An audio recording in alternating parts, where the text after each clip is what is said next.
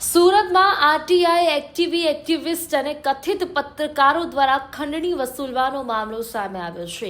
આ કથિત જે ખંડણી કરવામાં આવી રહી છે તેના પર ગૃહપ્રધાન હર્ષ સંઘવીનું મોટું નિવેદન પણ સામે આવ્યું।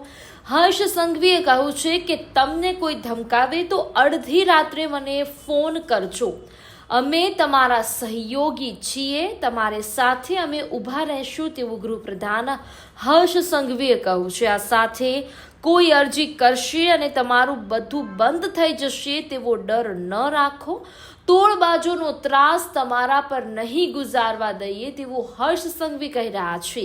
તો સુરત પોલીસે ખૂબ જ સુંદર કામગીરી કરી એક દાખલો બેસાડ્યો છે તેવું પણ ગૃહપ્રધાનનું કહેવું છે। તો સુરતમાં આરટીઆઈ એક્ટિવિસ્ટ અને કથિત પત્રકારો દ્વારા ખંડણી વસૂલવા મામલે ગૃહપ્રધાન હર્ષ સંઘવીનું આ સૌથી મોટું નિવેદન છે।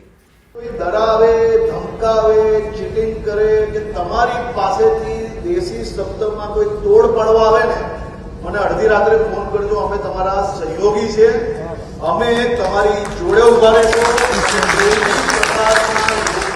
આ પ્રકારે ત્રાસ તમારી ઉપર ગુજારવા નહીં દે।